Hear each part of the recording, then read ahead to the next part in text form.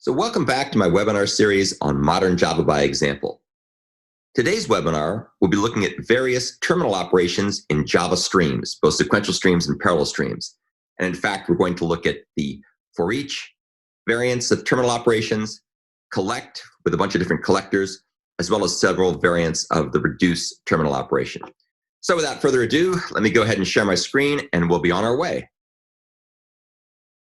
So we'll start by taking a look at the location of the test program. As always, if you come into my Java 8 folder and look at EX12, you'll see the example that we're going to be covering in our session together today. We go back over to the interactive development environment, IntelliJ, we can start looking at the actual implementations. So as I mentioned before, this program is going to show off a bunch of different Java streams, terminal operations, and we're also going to show first a non-streams-based approach as a baseline, kind of to show you what not to do or what the downsides are of using the more conventional ways of doing iteration with Java. And then we'll also demonstrate an example here that illustrates the use of pure functions. Those are functions that have no side effects, whose behavior only depends on their input, and they produce one output as the result. So let's go ahead and take a look at the program. You can see there's a whole bunch of examples. There's about a dozen different examples, and they're all fairly small and self-contained, but they each illustrate some other different facet of Java streams terminal operations. And I'll also, of course, explain what a terminal operation is as soon as we get into this in a bit more detail. So let's go ahead and take a look at the helper methods we're going to use here. Here's a good example of a helper method that is a pure function. So this particular method, the capitalized method, takes a string as input. If the length of the string is 0, then we return the string without changing anything. Otherwise, we're going to uppercase the first character in the string and then lowercase everything else. So you can see there's no side effects. We're not reading any state. We're not updating any shared state. There's no concern if we run this in a parallel stream that will have any race conditions or side effects whatsoever. Okay, so just keep that in the back of your head because that's a little helper function we're going to use in various places. So let's start by taking a look at a non-Java 8 version. And of course, by non-Java 8, I don't mean Java 9 or Java 10. I mean things that came before Java 8, before functional programming and streams were introduced into Java. So what we're going to do here is we're going to have a list of character names from the play Hamlet by William Shakespeare. And we're going to go ahead and take all the characters, and we're going to iterate through this list of characters. And notice I could have used the list of method if I'd chosen to. I just used arrays as lists. They both work about the same. List of is a later version that was added to Java with, I think it was Java 10 perhaps. So down here, we're going to iterate through all the character names in our list of characters. And for each character, if there's a character that starts with a uppercase or lowercase h, like Horatio or Hamlet, then we're going to go ahead and let that go through. Otherwise, if there's a character name that doesn't start with lowercase or uppercase h, we're going to remove it from the list, so it gets removed. The next thing we're going to do is we're going to go ahead and take all the ones that have lowercase or uppercase h, and we're going to consistently capitalize their names, and we're going to update the set, and then we increment the count by 1. And you'll see that I only increment in the case where we don't ignore or don't remove the element. And then once we've gone through and got ourselves a list of names that start with uppercase or lowercase h that we've consistently capitalized, we're then going to go ahead and sort them in ascending order, and then we go ahead and print them out. Now, you've probably all written code like this a gazillion times, and there's a couple things wrong with this code. First and foremost, this code uses the dreaded accumulator pattern, which is an anti-pattern that makes it very difficult to parallelize this code without doing a lot of extra work. I can't even imagine how much trouble it would be to parallelize stuff like this. You just wouldn't do it. Now, you might ask, why are we trying to parallelize something that has, 7 or 8 input elements? The answer is you wouldn't, but the point is if we were to have a very large list of names, then it would make sense to potentially do that. We'll see some examples of that shortly. So I'm thinking about scalability for something other than a simple, very trivial test program. The other thing that's wrong with this is we've got explicit iteration, and we've also got explicit conditional statements like if else. And that just makes the code somewhat more complicated to read. You'll also notice that we also had to be destructive in terms of what we could do with these characters. So we had to make them a new linked list, because if we were just to return arrays, the list that comes back from arrays as lists, that would not allow us to delete the elements. So a lot of limitations with this code, not the least of which is it's very hard to transparently optimize it using parallel streams, which we'll talk about here shortly. Okay, so let's start taking a look at some other ways to do this, and this will get us into the conversation about terminal operations and all the different variants we have with Java and Java 8 and beyond. So the first example, we're just going to use the forEach method. So the forEach method is a terminal operation. It's a very simple terminal operation. And in fact, it's one of the few streams operations that's actually intended to have side effects, which seems a little odd, but just bear with me for a second and I'll explain how and why that's the case. So you can see down here, we go ahead and make a stream of the names of the characters in Hamlet.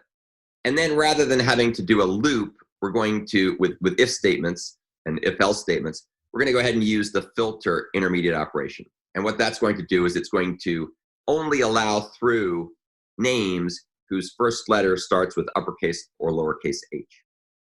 And then the next thing we're going to do is we're going to go ahead and take that reduced set of character names and we're going to consistently capitalize them. Filter and map, as you may recall, if you've learned much about streams, are both examples of stateless run to completion operations. So they process every element and they run to completion. Everything in the stream that gets there has to be processed.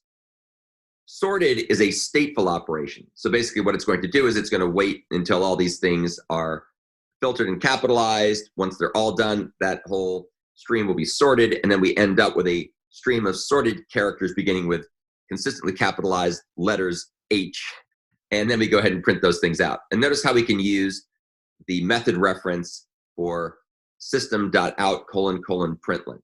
So that'll go ahead and print off each of these things. And just for kicks, this is a good chance to run this example so you can actually see what it does. So here's the code that comes out of this run, and let's go ahead and make it a little bit bigger so you can actually see it.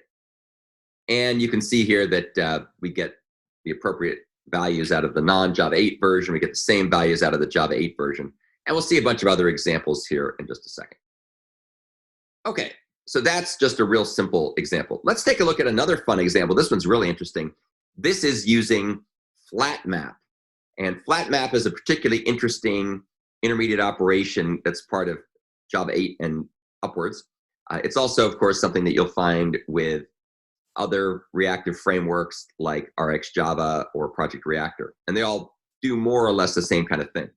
So what we're going to do here is we're going to go ahead and create a bunch of lists. So L1 will have some of the characters in Hamlet. L2 will have some other ones.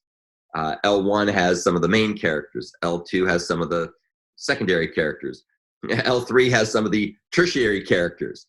And then we leave L4 for Fortinbras, who hardly shows up at all until the very end of the play. So we've got 4 lists of strings. And what we're going to do here is we're going to use the of method, which is a factor method defined on stream, to go ahead and essentially concatenate all 4 of these lists together. So what we have here now, after we call of, is a stream of lists of strings. And what we're then going to do is we're going to go ahead and use Flatmap to turn this stream of lists of strings into a stream of strings.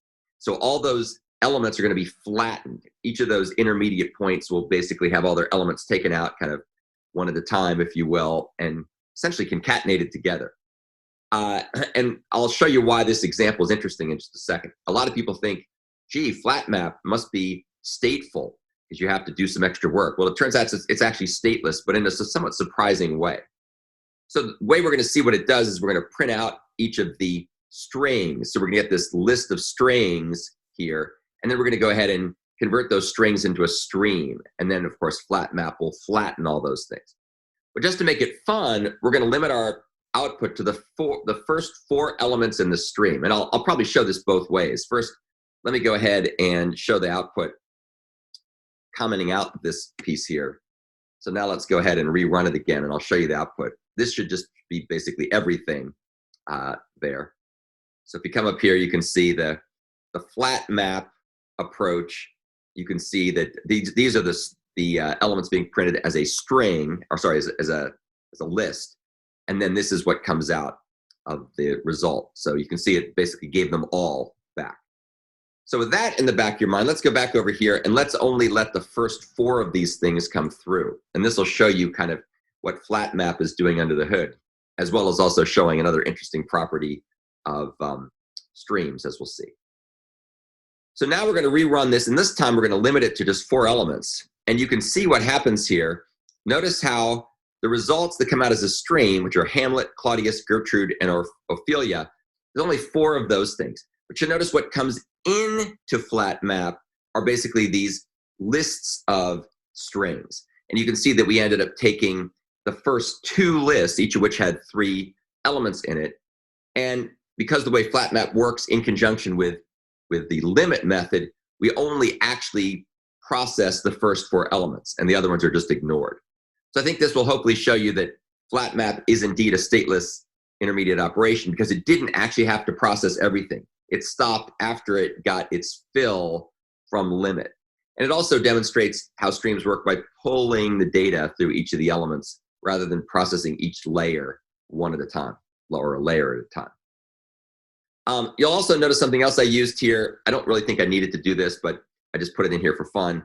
This is forEach ordered. And what forEach ordered does is it makes sure that the output appears in the same order that it showed up in the input. So what that means for this example is that Hamlet, Claudius, Gertrude, and Ophelia will appear in that order. The forEach ordered doesn't really make much of a difference unless we're starting to use parallel streams. So let's just, for kicks, let's see if we can induce some behaviors here that are not actually ordered the way we might like. So let's go ahead and get rid of the limit, and let's go ahead and use forEach instead of forEach ordered. Now, I'm not really sure if we have enough elements here to make a difference, but we'll see what happens. This might induce the behavior I'm looking for. The good news is I can explain it even if it doesn't work for this little simple example. This is good. So you can see here that when we ran this with parallel streams, you can see that the output really has little or nothing much to do with the way in which the input actually came in. So as a result, that's showing that the parallel stream is reordering things, because forEach does not try to respect the ordering. So let's come back down here, and instead of doing forEach, we'll do forEach ordered. And hopefully this will be consistent with what I've been explaining. So just for kicks, so that you'll have this fresh in your mind, notice how Ronaldo and others show up at the beginning, but that's not really the way that the order actually came in to begin with. So now let's rerun this thing, and let's go back up here. And now you can see what we got is the order of the output corresponding to the so-called encounter order, where the encounter order is the order that the original input was seen. So you can see the original input was Hamlet, Claudius, Gertrude, and so on, and then Ophelia. But you'll notice what's interesting here. Take a look at this. Notice how all these things that are printed out as lists, those go in a different order. Those run in whatever order the fork join pool, the common fork join pool, happens to want to run them in. And that's demonstrating the non-determinism, the intentional non-determinism of parallel streams processing. But then forEach ordered goes ahead and puts them back in encounter order when the results come out. So what's cool is even that very simple example that didn't have a whole lot of extra stuff to it was able to demonstrate how forEach ordered differs from forEach. So the bottom line here is that forEach and forEach ordered have different behavior, but only in the context of parallel streams, because otherwise there's no rearranging of anything to worry about. It should come as also no surprise that forEach ordered will have a little of extra overhead because it has to synchronize the output to get it in the proper order. All right, the next topic we're going to use is we're going to show how to concatenate things. This is going to be kind of fun. And so in this particular example, once again, I guess this is actually what I just went through and showed you by manually, but this is just showing you how things work with parallel streams. Make sure I got rid of parallel up in the other example. So this is just basically the example I walked through manually, showing you how it would work if you programmed it all like this. This also will sort things and then print them out in sorted order. All right, now let's start talking about different kinds of collectors. So there are a bunch of different collectors that we have with Java terminal operations. These all, of course, boil down to the collect method. So we've looked at forEach and forEach ordered, and those are really intended to be terminal operations that have side effects. But there's also, or must have side effects like printing, in order doing printf, or sorry, print line or print in order to have an output. This particular example is going to use collect instead, and collect is a different flavor of terminal operation that will typically return a collection or some kind of aggregate object as the result of doing the collect. It doesn't have to be aggregate, but it usually is. So here we're going to go ahead and show off a bunch of different things. First thing to note is that we've got a list of characters where Hamlet appears twice. And at first that might look like a typo, but of course if you're familiar with the actual play Hamlet, Hamlet is not only the name of the famous protagonist Hamlet, the Prince of Denmark, it's also the name of his late father, just to be confusing. William Shakespeare decided to confuse us. They do the same thing with Fortinbras as well. There's old Fortinbras and young Fortinbras. And without getting wound up into the details of Shakespeare too much. So what we're going to do down here is we're going to go ahead and create a stream from this list of characters. And then we're going to go ahead and get rid of the elements that don't start with lowercase or uppercase h. We capitalize, we sort. We're pretty much always going to do these same things. And then this time, rather than using forEach, we're going to use collect. And what collect is going to do is it's going to collect the results into a list. And if we peek over here, we can see what toList is. toList is a factory method that's defined as part of the collectors utility class in Java, modern Java. And it uses something called collector impl in order to designate the factory that makes, it's called the supplier, the factory that makes the so-called mutable result container. This is the thing that's going to accumulate the elements, which in this case is an array list. We have the accumulator, which is a factory method that returns the method that's used to add the next element in the stream to the mutable result container. We have the combiner, which basically concatenates these things together. And then the last thing we have are basically the characteristics, which in this particular case should just be the identity finish. It means there's nothing to be done. Once we're done, because we don't have to do anything special to the output. The mutable result container contains that result. And collector impl is just a little helper class that just puts all those things together into a set of fields. You can see here, if you look at collector impl, it just sets these things up to put the supplier, accumulator, combiner, finisher, and characteristics as needed. Okay, so that's what toList is. It makes an array list, and then it accumulates the elements of the stream into that array list. Then what we get back is basically a list, because of course an array list is a list. We get back a list of strings, which we then go ahead and print. So if we go and look at the output from this example, here's what we get. We get Hamlet, Hamlet, Horatio. Notice that Hamlet appears twice with toList, because lists can contain duplicates. That's not a problem for lists at all. Let's go down here and try another type of collector. This one's going to be the toSet collector. And you'll see that it has more or less the same driver code, except, or as before, Hamlet appears twice. Keep that in mind. Otherwise, we convert that list into a stream, filter, map, and so on. But now, because this is a set, we don't have to sort. So if you take a look here, you see that with a list, we had to sort the results if we wanted them in sorted order. But with a set, that's an inherent property of sets. And in fact, it's interesting, if we were to put the sorted method here, the sorted intermediate operation, the streams framework would actually skip over it. If we were to say here, if we were to say sorted, this operation would not be even called. And the reason for that, of course, is it knows that there's no reason to call it. And Let's see if it's smart enough to tell us that. Yep, look at that. It says remove sorted call. And that's because it's smart enough to know that if you're sorting a collection that's already ordered, like a set, there's no reason to do sorted. That's a very cool feature in Java Streams. So now let's go ahead and see what happens when we collect a set. First, let's take a look at the output. The output of this is we're going to get a set which is ordered, but there's no duplicates. So one of the Hamlets is going to have to be left by the wayside. Let's leave the father behind because he's already dead. Why not? So that's what happens with collect to set.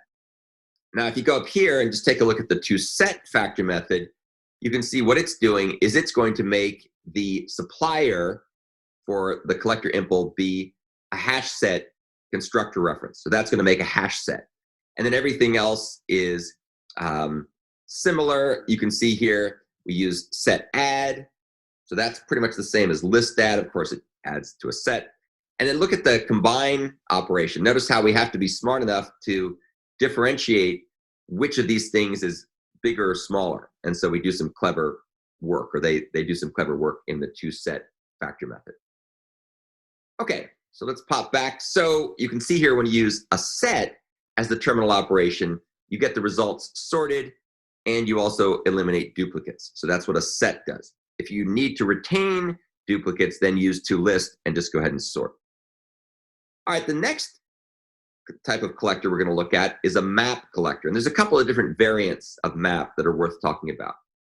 The one here is pretty simple. What you can see we're going to do is we're going to go ahead and once again make ourselves a stream, filter, map. But notice we don't sort here. And for this example, there's no point in sorting because we're going to use the toMap factor method. And that's going to go ahead and it's not going to obey any sorting order. Now, it may happen that they're sorted, as is the case here, just because of the way that they showed up as the input or the way that they hash. There's nothing implicitly inherent about the fact that they're sorted if they're in a hash map. You'll also notice something interesting if you look at the output. You'll notice that Hamlet has the value 12, but Horatio has the value 7. And we'll see why Hamlet has a bigger value here than Horatio, even though it has, excuse me, it has fewer numbers of letters in the length. So here's what we're going to do. We're going to collect this result to a map, and let's go take a quick look at the toMap collector. So the toMap collector, as you can see, is going to call another toMap collector, which is going to use a hash map. We could also have called this version of toMap directly and pass in a different type of map, like a hash set, for example. I'm sorry, not a hash set, a tree map, which would have been sorted, but we're using hash map, which is the default here. And so it passes in the key mapper, the value mapper, and the merge function. So let's go back over here, and you can see for the key mapper, we're going to use the identity function, and that's just function identity. And what this says, basically, is it says make the key in the map we're creating be whatever the element in the stream was. So in this case, it's just going to be the character's name, like Hamlet or Horatio. Then we're going to make the value in this map we're creating be the length of the character name. So that's just string : : length. It's a method reference. But then the question arises, what happens if we have two characters with the same name, as we do with Hamlet? What do we do to deal with that? And what we do here is we simply go ahead and resolve that by using the sum method on an integer as the way to merge the results together. And that's why we end up over here with Hamlet having a length of 12, because we added the two together, or they were added together for us by using the sum method. Okay, so that's one way to do things. That's kind of the simple way using toMap. And you can see there's a couple of variants of that. Let's look at a more powerful example using the grouping by collector. This is one of the most powerful collectors, and it's quite interesting. So once again, pretty much the same. Hamlet appears twice. And what we're going to do is we're going to take this stream of characters and we're going to use the grouping by collector. And if you take a look at grouping by, pop in there, you can see that it's doing a bunch of stuff. You can see it's got a lot of things going on here. So it's much more complicated than the other examples. So what it's doing, first of all, it's quite simple. It's making the keys, again, be the identity. So the names of the characters in Hamlet, Horatio, Hamlet, and so on. But then we're able to designate what type of map we want. So in this case, we're going to use a tree map as opposed to, say, a hash map. But you could have your own favorite map that you wanted to use, like AVL tree map or red-black tree map or whatever your favorite map is. So all you have to do is just pass in a constructor reference as we do here, and that's the map that's going to be used to store the elements. So of course, what we're going to see here is the output will be sorted. And then we're going to pass in the third parameter to grouping by, which is a very interesting name. It goes by the name the downstream collector. And the downstream collector is a collector that will be applied after we've done the initial mapping of whatever we put down as the key mapper to the key. Now we want to go ahead and do the remaining part as the downstream collector. And that's going to basically dictate what happens for the values. And in this particular case, we're using a little helper method called summing long. And take a look at what summing long does. Summing long is pretty cool. It takes a mapper method that converts something into a long and basically a long object. And what it does is it makes a new collector impl that makes a new long object with one element in it. So it's basically an array of one long. And then the accumulator method is basically going to go ahead and add the element to the running value that we've got here that we're creating. And you can see that we basically just update this thing. And then you merge two longs together. You combine them by just basically adding the value of the second long to the value of the first long and returning the first long. And then the finisher method here just returns element 0, which is basically the value that we've been accumulating. So that's basically what summing long is. It's very cool, very clever approach. And so that's what's going to happen. We're going to sum up all the results that are all the names of the characters. And the way that we do that is by using the string length method reference. So this is actually very similar to what you saw up here with toMap and sum. But the main difference is that grouping by can have much more powerful downstream collectors. In fact, you can write your own downstream collectors that can do arbitrarily cool things if you so choose. So again, if you take a look at the output from this version, this is the collect grouping by. And you can see it has the same results as we got for collect to map. This example doesn't show all the coolness of grouping by, but you can do some really, really neat things with grouping by. Okay, now that we've talked about a lot of the collectors, let's go ahead and turn our attention to a different form, yet another different form of terminal operations in Java streams. These are the reduction operations.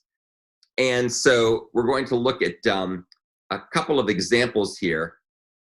This particular example is first going to use the grouping by collector in order to make a map that has the names of the characters and the lengths of their names. So that's what we do at first, just like we did before.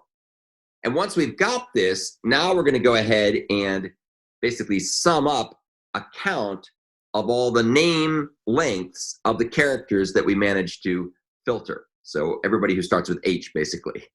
So the way we do this is interesting. We take our matching characters map, which is what we produced up here by using collect grouping by, and we then go ahead and convert that into the values portion of that map. And what values is basically going to do, as you can see here, we pop into values, which I think should be an abstract map. You can see how it goes ahead and it returns basically a collection of the values that we have here. So it's going to come back essentially as a collection of what we need. And you can see that in this particular case, it looks like it's going to be using an iterator in that particular case. So we're going to take that iterable and we're going to convert that into a stream. So now we're going to have a stream of the values. So we had basically a collection of the values. Now we have a stream of the values. And then what we're going to do is we're going to use the reduce terminal operation. And reduce is interesting. What it does is it starts out with an identity value, which in this case is 0, because we're going to end up using addition, and 0 is the identity value of addition. Anything plus 0 equals the thing you gave as the input. And the other reason why we need to use this is if it turns out that there's no elements in our stream. If we filter for characters in Hamlet that start with Z, for example, we'll have an empty stream, and the 0 becomes the default value of this. So what we do then is we go ahead and we sum all the results up, and that's going to be put into this long called count of character name lengths. And we can either use a method reference as we do here, or we could use essentially a lambda expression, which is a bit more verbose. So I tend to like to use the method references whenever possible. And so when we're all done, we basically say the count of the lengths of the Hamlet character names, starting with H, R, and then we give the lengths of the names all added up. And I think if we go over here, you can see that it ends up being 13 because we have Hamlet and then Horatio. I think I got rid of the duplicates for this example. Okay, just make sure I did that. Yep. So, this example also shows off one more cool thing. Let me show you real quick. This example illustrates the use of split as stream. So check this out. So before, if you've noticed, I've been giving an explicit list or an array of the names and characters in Hamlet. This time I give one string that contains the names of all the characters in Hamlet. And you'll notice I didn't duplicate Hamlet, although I could. And if I were to, he would get ignored because we're using a tree map. And so that will go ahead and not include duplicates. Although it would increase the count in that case. So what we do here is we create ourselves a string that contains all the characters separated by commas, and then we use pattern.compile. Pattern.compile, of course, is a way to compile a string into a regular expression. And then we say, take that pattern, and then we split the input string that follows here as a parameter into a stream using that pattern as the way to do the splitting. So basically what we're doing here is we're splitting the string around the commas. So we end up with a stream of characters. So that's just another cool little feature I wanted to show you. You may already know that, but it's a fun feature to know and tell. Okay, let's come down here. Here's run collect 2. This is going to do the same thing, except down here, instead of using reduce, we're going to be using the sum terminal operation. And sum is basically a little wrapper around reduce, as we'll see in a second. So what we do is we go ahead and create our matching characters map, as we did before. We then convert that map into a collection of longs using the values method. We convert that collection of longs into a stream of longs. And then we go ahead and we map each value in that stream to a long primitive. So we take each long reference object, because we have a stream of long reference objects, basically longs with a capital L, and we convert them into a stream of long primitives. And you can see that map to long takes this conversion operation, and all it does is it just returns the value that's stored by the reference type. And then we get a long stream back, a long stream, of course, being the way that Java's somewhat bizarre type system has to deal with primitive operations relative to reference operations. And then the last thing we do is we go ahead and sum everything up. So let's go take a quick look at sum. You can see what sum does is just throws a little wrapper around the reduce method. So you don't have to call reduce directly. Now, quite frankly, after working with streams for a long time, it's not entirely clear to me whether sum with map to long is really any better than just using reduce and having to write the code here. So this is just ever so much more abstracted, whereas this is a little bit more custom or specialized. But honestly, I could go either way. I find it annoying you have to do the map to long thing. And again, that's just a quirk of the Java type system that treats primitive types different from so-called reference types.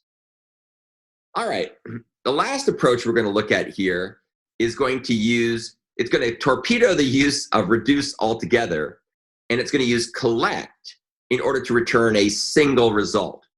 That seems a little odd at first glance. Well, the way it works is collect often can be used to return collections, hence the word collect, but there's nothing that forces you to do so. And so in this particular example, we're going to see how we can collect into basically a primitive by using something called summing int. So let's take a look at how this works. As always, we start out with our pattern. We compile it into the stream of the character names by using split as stream. We group everything together into a map. And now what we're going to do here is we're going to get our count of character names, character name lengths, that long variable, except this time we're going to use collect to do it. Pretty cool, huh? So we say matching characters map, values, convert it into a collection, stream to convert it into a stream, and then we go ahead and we collect using summing long. And if you recall, earlier we'd looked at summing long. Summing long was the collector that we'd used earlier as the downstream collector for one of our previous examples. So we're basically showing how we could reuse it here, not as the downstream collector, but as the collector. And so what this is doing is it's converting the elements in the stream into longs, and then it's summing them up, and then we go ahead and collect that and return it as the result from collect. So that's kind of cool. We're able to use collect to basically do reductions of the values. Now, you'd have to do a lot of experimentation to know which one is better from a performance point of view. I think the answer is they're probably about identical, especially with modern optimizations of everything. But I think for my money, I probably go with the reduced version just because it's more clear what's going on. This approach is kind of nice too. Okay, and then the last thing we do here is we use the 3-parameter version of reduce. And this is a little bit interesting. Once again, we do everything the same as before. We start out by splitting the characters' names up into a stream using the split as stream and the pattern compile method and so on, all the same as before. Get ourselves a list. So we have a list of characters now, not a map, a list. And then we're going to take that characters list and we're going to go ahead and convert it into a parallel stream. Now, let's be honest, this is way overkill for this example because I think we only have 2 characters at this point. So please bear with me. Imagine we had a list with a gazillion elements in it to make it much more interesting. So we convert that list into a parallel stream, and then we're going to do this 3-parameter version of reduce. And this is what's sometimes called the map reduce version of reduce. And this operation here is the map operation. It's going to be applied in all the different threads that are running in the fork join pool as part of the initial computation. This is really the computation part. It's the mapping part, if you will. And so what it does is it's going to basically partially sum the results into an object, and it'll take the length of each string and then add it to the sum. It'll basically keep a running sum, and that'll happen in parallel for all the various elements in the stream that are split up by parallel stream splitterator. Oh yeah, if you ever want to know what parallel stream does, parallel stream, let's go, I think it's probably this one. Is this the one? Let's try going back. Let's try going to a different one. Yeah, there we go. What parallel stream does is it goes ahead and it calls the splitterator on this particular collection, which in this case is going to be an array list. And then it's going to go ahead and split this in parallel because the flag is true. And it uses the stream support.stream method to do this. Let's just see what happens if we poke inside here a little bit. I think it's array list is probably the splitterator. So the splitterator for array list is actually very cool. If you've never had a chance to take a look at it, you probably should. Basically what it does, it's super, super efficient. What it does is every time you get yourself an array list, it recursively splits the list into 2 equally sized halves and then splits them concurrently. And the splitterator breaks everything up into smaller chunks. So it basically does log n recursive calls, and you end up getting all these chunks, and then you feed them in, or the streams framework feeds them in to the common fork join pool where they're processed in parallel. Stream support.stream is a helper method that will go ahead and start the ball rolling to split the stream up into chunks. And in this particular case, it's going to do it in parallel. I will not attempt to walk you through the source code for Java streams. It's very, very cool, but very complicated, and it's beyond the scope of our discussion today to cover that. Anyway, we end up with a bunch of different chunks, and then each of those chunks are added together at the first approximation as the map phase. And then there's what's called the reduce phase, where the different pairwise combinations of lengths are then summed together. And that all takes place in parallel as well. And this particular implementation uses what's known as it's basically a fork join framework under the hood that's doing all the work to make this run in parallel. But it's very cool, it's very fast. Obviously for a list with 2 elements, it doesn't matter at all. But if we had lots and lots of elements, it would make a big difference. And in fact, that's one of the upcoming webinars we're going to do at some point, is we're going to actually take a look at parallel versus sequential streams along different dimensions, and we'll see what kinds of collections split and join very well with parallel streams and which ones don't. And as you might expect, the collections that are easily split in half with a constant time amount of work, like an array list, they work really well with parallel streams. In contrast, the collections that don't split very well because they're not data structures where it's easy to figure out the midpoint, like say linked list, perform much more poorly. Well, we'll talk about those issues in another session. Right here, I just wanted to kind of talk about the different types of terminal operations in Java and give you a flavor of how they all work. So that is basically the end of the discussion for today. What I'm going to do tomorrow, most likely, is I'm going to show you a super cool example that uses back pressure with Project Reactor. Would also work the same with RxJava. And what this is going to be is it's going to be refinement of the example that we looked at the other day, which is the one that was the parallel streams version of the prime checker, parallel prime checker app. I've redone it with Project Reactor, and it's going to demonstrate the need for back pressure. In other words, why we need to use back pressure to avoid fast producers overrunning slow consumers, or fast publishers overrunning slow subscribers. And then we're also going to show how back pressure can be used to address that issue by only dealing with a chunk at a time. And this particular example is also very cool because it shows kind of an adaptive approach where, depending on how much data you have that's been queued up, it can dictate how much data you're going to take and process. Obviously, if your queues are building up and building up and building up, you probably want to be careful not to take any more data until you've got a chance for the queues to start to wind down. This will be a really fun example, and we'll also demonstrate how I've updated the parallel streams version of this program as well to kind of print out some diagnostics, so you can see why parallel streams never needs back pressure, because it has a pull-based semantic to it, whereas depending on how you configure the concurrency model for Project Reactor or RxJava, reactive approaches do need back pressure because the producers and consumers, or the publishers and subscribers, are often running in different threads, either different threads, producer thread, consumer thread, or pools of threads, producer threads in a pool, consumer threads in a pool.